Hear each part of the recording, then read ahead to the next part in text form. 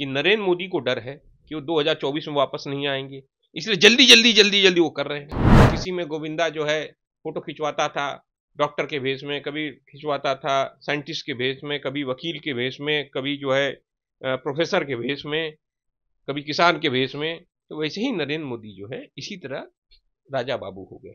राम में और मेरे में 3 समानता भगवान राम में। भगवान राम भी क्षत्रिय थे, प्रबल प्रताप शाही भी क्षत्रिय है।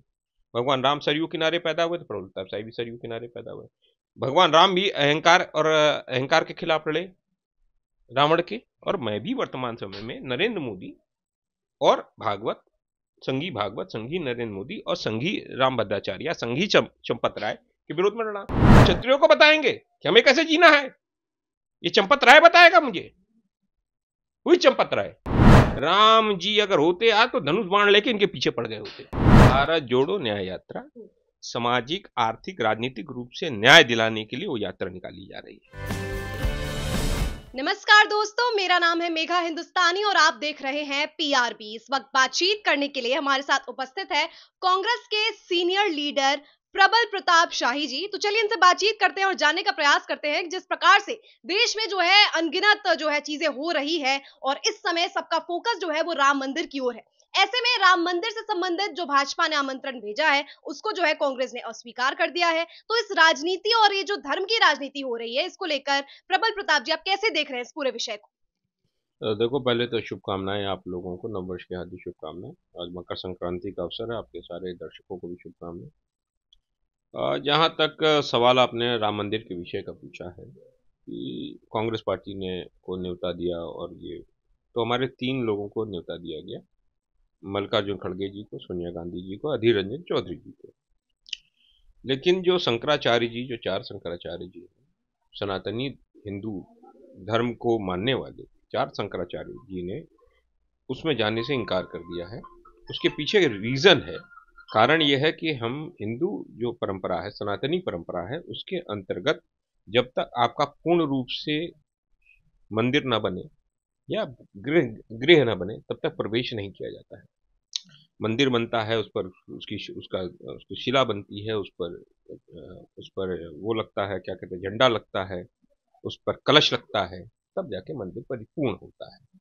तो ये जो चीजें हैं ये धर्म सम्मत नहीं है, सनातनी परंपरा के अनुसार नहीं है। और ये जो लोग प्रोग्राम कर रहे हैं ये संघी हिंदू हैं, और इनके कुछ महंत, संघी महंत हम लोगों को अपमानित करने का काम कर रहे हैं। तो आप लोगों को इतना समय लग गया इस चीज के लिए, ये सोचने के लिए कि हम आमंत्रण स्वीकार करें अस्वीकार करें? ये बात तो पहले से ही बताते कि मंदिर अधूरा है। पॉलिटिकल पार्टी में जो हम लोग का कोई ऐसा तो है नहीं, हम डिसीजन लेते हैं तो डिसीजन लेने से पहले हम मंत्रणा करते हैं। मंत्रणा करना अच्छा। अभी देखो, कुछ दिन पहले नरेंद्र मोदी के मित्र संघी महंत रामभद्राचार्य ने क्या कहा?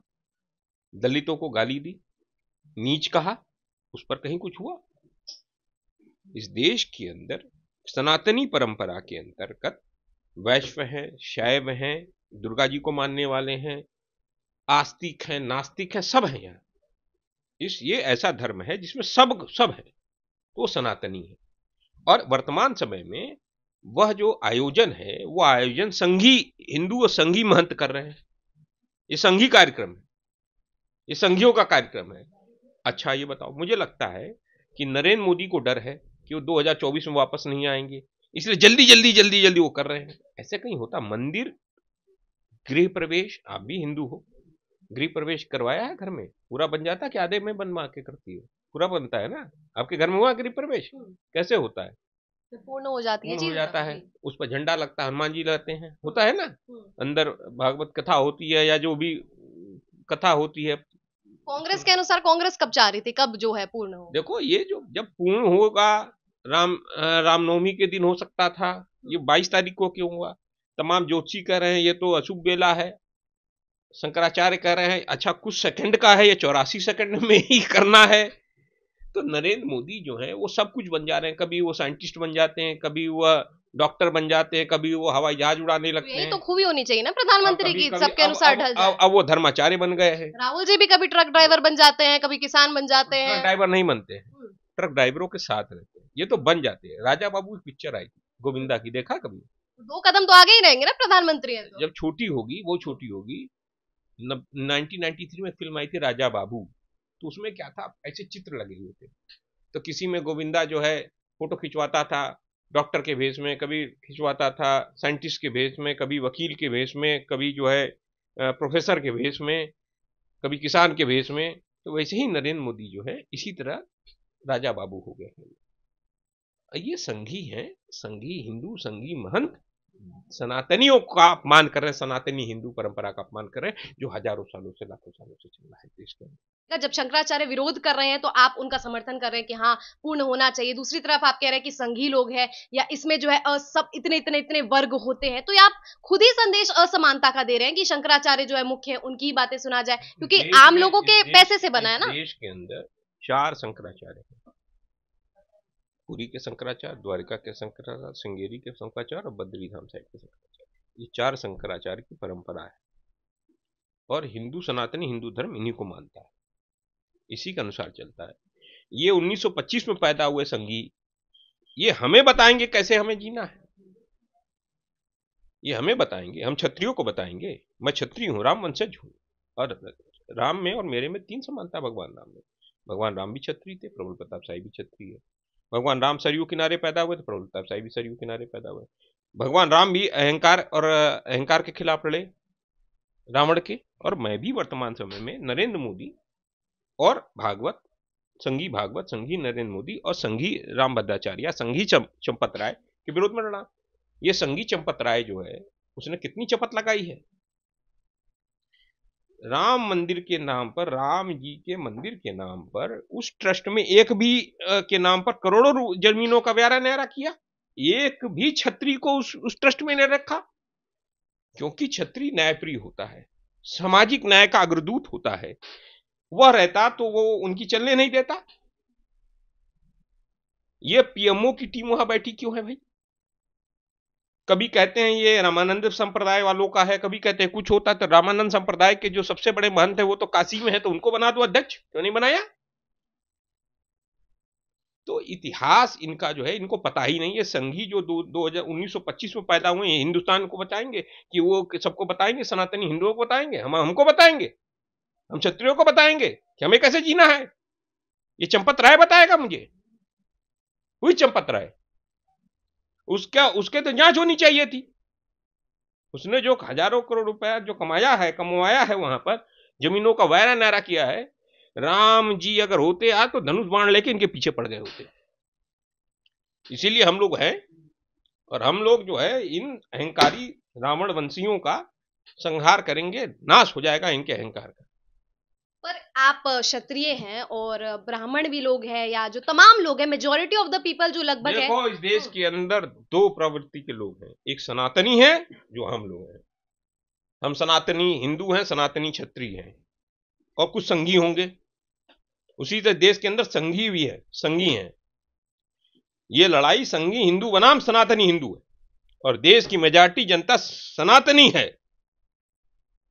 हम तो आम आदमी से बात करते हैं, लोग यही कह रहे हैं कि शायद कांग्रेस इसीलिए नहीं खुश है क्योंकि वो बाबरी मस्जिद बनाना चाहती है। जो मीडिया टीवी है, ये संघी मीडिया जो है, ये संघी मीडिया की संघी पत्रकार, ये सब रोज चलाते रहते हैं, तो बेचारे क्या देखें, उनकी गलती नहीं है जनता की।